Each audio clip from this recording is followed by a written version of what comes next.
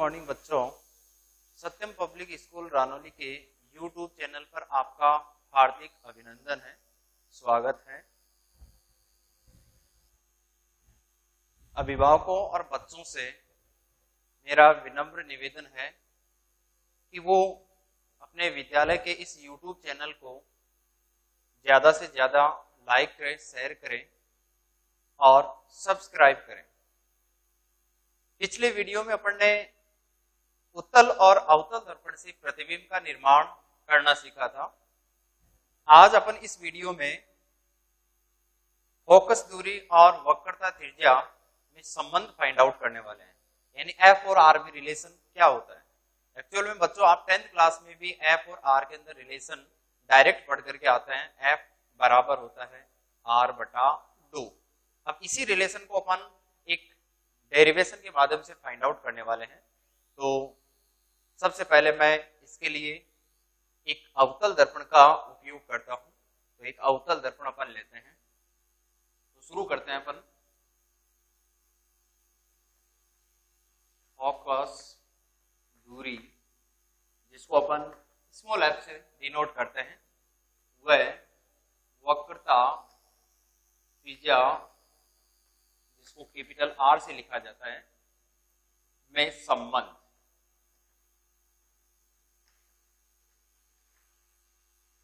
Simply अपन इसको यूं कह सकते हैं कि एफ और आर में रिलेशन। तो देखो, इसके लिए अपन एक अवतल दर्पण का उपयोग करते हैं। अवतल दर्पण की पहचान मैंने आपको पिछले वीडियो में बताई थी कि इसमें जो उभरा हुआ हिस्सा बाहर की ओर है उस पर कोटिंग की होती है, चांदी अथवा निकल की पॉलिश की होती है। इसमें मिड पॉइंट ध्रुव है, जिसको अपन पी से डिनोट करेंगे। इस ध्रुव से पासिंग होने वाली जो लाइन है, जिसको अपन मुख्य अक्ष कह रहे थे, तो अपन ने मुख्य अक्ष खींच लिए इसकी। इसके बाद में अपन क्या करते हैं, इसी मुख्य अक्ष के पैरेलल एक लाइन ड्रॉ करते हैं, यानी एक प्रकाश की किरण इस दर्पण पर इस प्रकार से इंसिडेंट कर रहे हैं, जो बिल्कुल मुख्य अक्ष के पैरेलल आ रही है।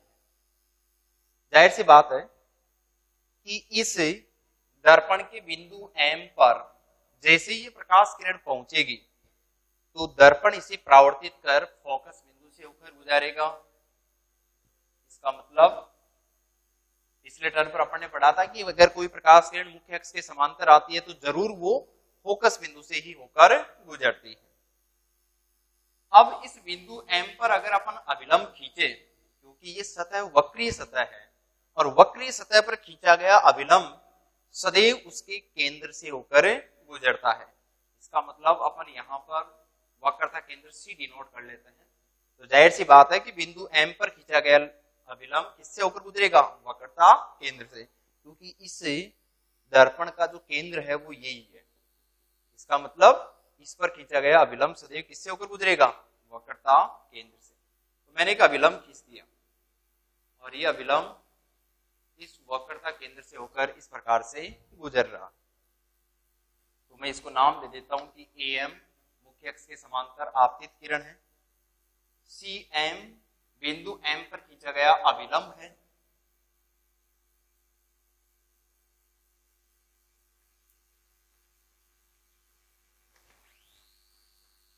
और MF किरण ये दर्पण से परावर्तित होने के बाद में फोकस बिंदु से होकर गुजर रही। इसका मतलब इसको अपन यहां पर परावर्तित किरण नाम देंगे।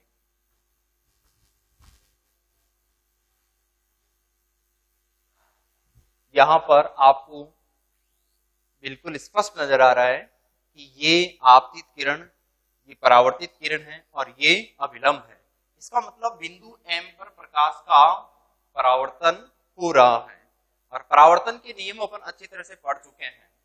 क्या थे? पहला रूल ये था कि आपतित किरण अभिलंब के साथ में जो कोण बनाती, जिसको अपन आपतन कोण कह रहे थे, वो कोण यहाँ पर परावर्तन कोण R के बराबर होता है।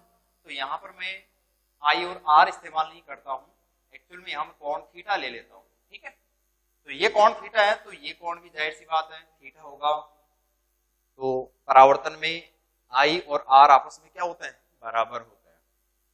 अगली प्रक्रिया देखो अपन क्या करने जा रहे हैं इसमें, इस बिंदु M से अपन इस मुख्य अक्ष पर एक लंब डाल रहे हैं। मैंने इस बिंदु M से मुख्य अक्ष पर एक लंब डाल दिया और ये लंब बिंदु N पर आकर मिल रहा है। M से डाला गया लंब बिंदु N पर मिल रहा है, ठीक है। अब यहां पर कुछ अपन ज्योमेट्री उपयोग में लेते हैं। देखो ये कोण थीटा है, जाहिर सी बात है एकांतर कोण की परिभाषा से ये कोण भी क्या होगा, थीटा, यानी जेड की आकृति बन रही है यहां पर। इसी प्रकार यहां पर ये कोण भी एकांतर कोण की सहायता से कितना हो जाएगा, थीटा और थीटा 2 थीटा, क्योंकि जहां जेड की आकृति बनती है वहां पर एकांतर कोण आपस में क्या होते हैं, बराबर। तो एक जेड की आकृति तो यहां बन रही है,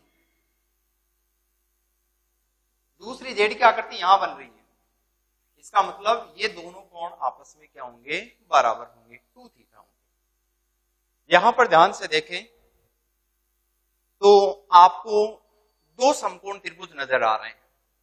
मैं नाम बोल रहा हूं इनके, MNF, और दूसरा समकोण त्रिभुज है MNC, और इन दोनों समकोण त्रिभुजों में कोण है 2 थीटा और थीटा।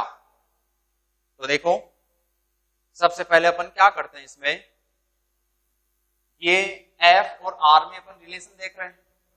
F और R दूरियां अपने डायग्राम में भी आनी चाहिए, तो वो दूरियां दर्शाने के लिए अपन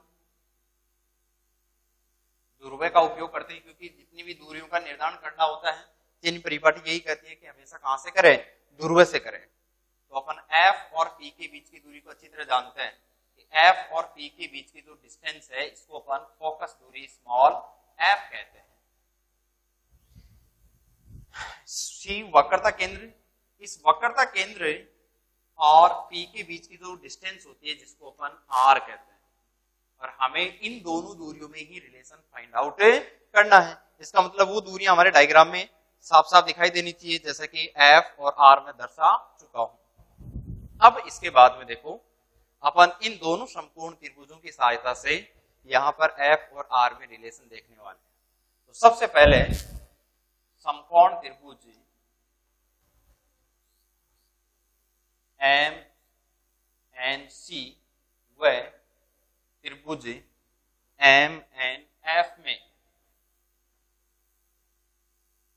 तो देखो समकोण त्रिभुज MNC की बात करें, MNC की बात करें तो यहां पर कोण कितना है, थीटा। तो मैं इस त्रिभुज के अंदर स्पर्शज्या यानी tan थीटा का मान फाइंड आउट करना चाह रहा हूं।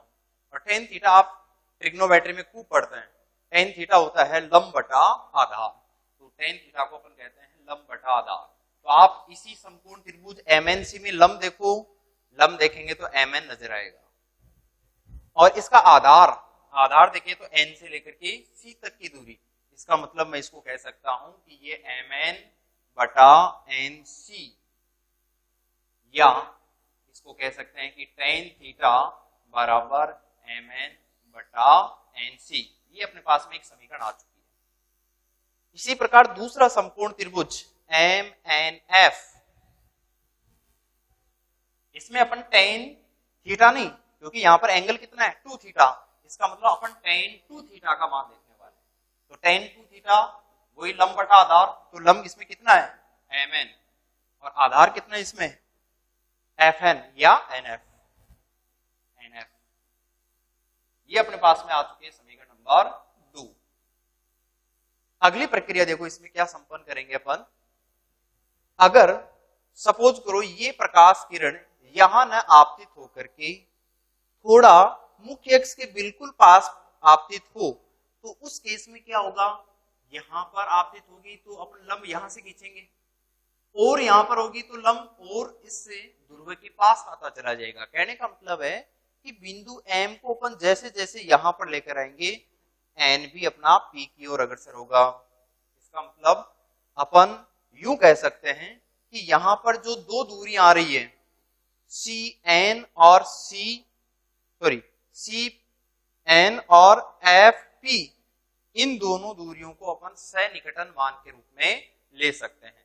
तो ये अपन कब ले सकते हैं, जब अपने दर्पण का द्वारक अत्यंत छोटा हो। तो यहां पर अपन एक अजम्पशन लेकर चलेंगे।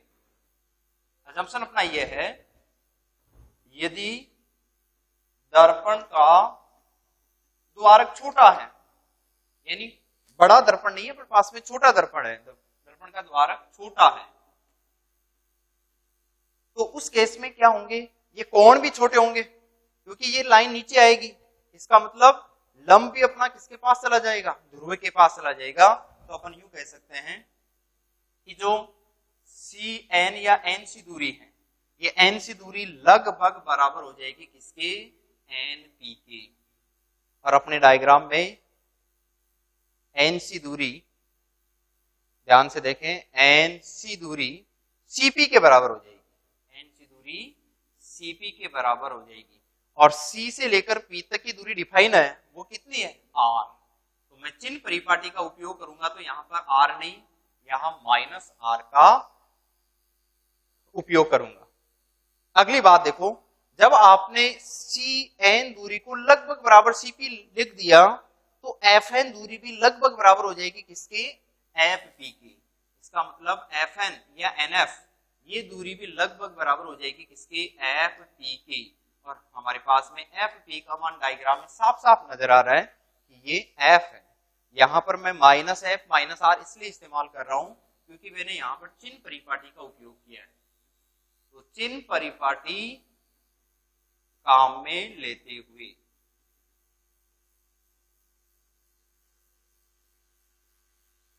इसके बाद में जब आपने दूरियों का सन्निकटन मान लिया है, इसका मतलब अपन कोण का सन्निकटन मान भी ले सकते हैं।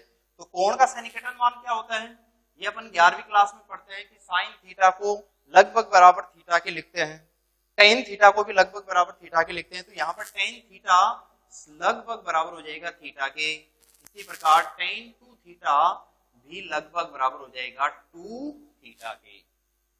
इसका मतलब ये सारे के सारे परिवर्तन अपन समीकरण 1 और 2 में लागू कर दें। तो यहां पर अपन कह सकते हैं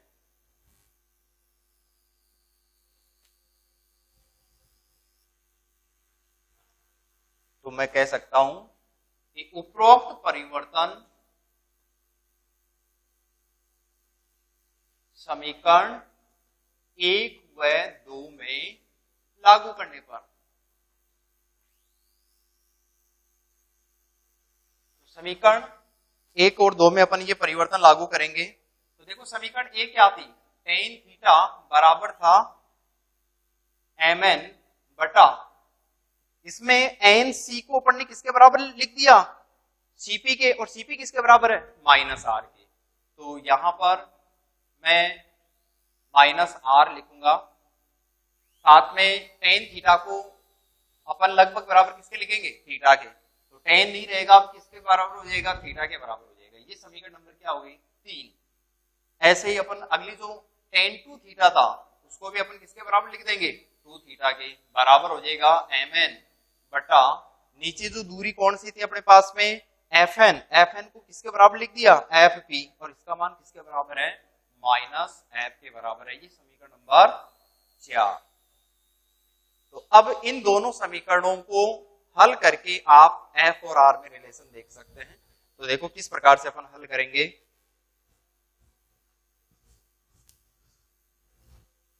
समीकरण 3 डिवाइड बाई समीकरण 4, यानी समीकरण 3 में समीकरण 4 का भाग देंगे। तो भाग देने पर देखो थीटा अपॉन 2 थीटा बराबर mn बटा -R, और अपॉन में हो जाएगा mn बटा -f। तो यहां पर देखो थीटा से थीटा को अपन कैंसिल कर देंगे, mn से mn कैंसिल हो जाएगा, माइनस भी रिमूव हो जाएगा यहाँ पर।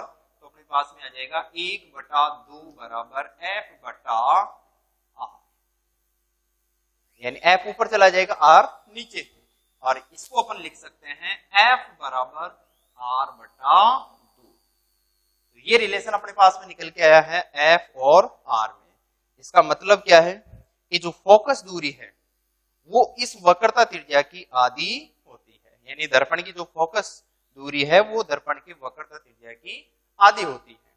तो ये था रिलेशन अपना फोकस दूरी f और वक्रता त्रिज्या r में संबंध देख चुके हैं। अब देखो, इसके बाद में अपन एक छोटा सा न्यूमेरिकल कर लेते हैं इससे संबंधित। न्यूमेरिकल हल करते समय हमें किन किन बातों का ध्यान रखना चाहिए ये भी अपन देखेंगे।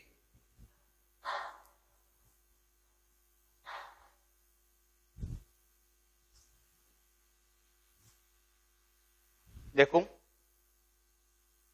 एक छोटा सा प्रश्न दिया गया है।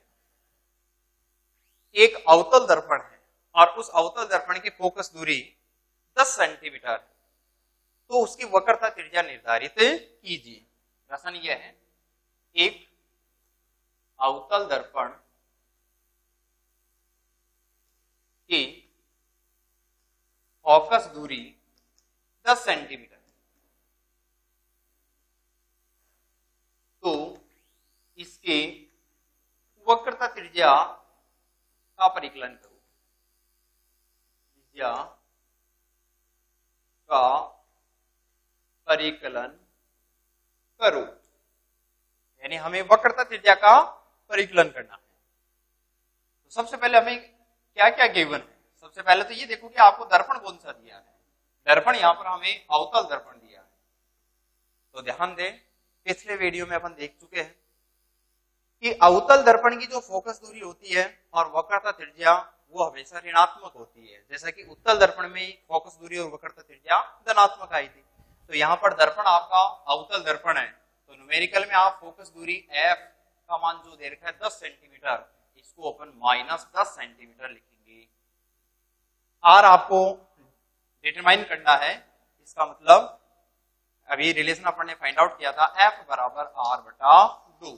तो ये सूत्र अपन काम में लेंगे। तो यहाँ पर f बराबर हो जाएगा, r का मान कितना है, r तो ज्ञात करना है, सॉरी f का मान दे रखा है -10, r ज्ञात करना है बटा 2। इसका मतलब r बराबर हो गया -20 सेंटीमीटर। तो वक्रता त्रिज्या 20 सेंटीमीटर हमारे पास में प्राप्त हो चुकी है। इसके अलावा आपको प्रश्न को यूं भी घुमा करके दे सकता है कि वक्रता त्रिज्या दे रखी हो और फोकस दूरी डिटरमाइन करवाना चाह रहे हैं, तो भी अपन यही सूत्र काम में लेकर के फोकस दूरी ज्ञात कर सकते हैं। तो इस प्रकार का एक नॉर्मल सा सवाल जो बिल्कुल फॉर्मूला बेस्ड सवाल है, वो एग्जाम में कई बार 1 नंबर का प्रश्न पूछ लिया जाता है। तो आप फॉर्मूला अच्छी तरह से ध्यान में रखो।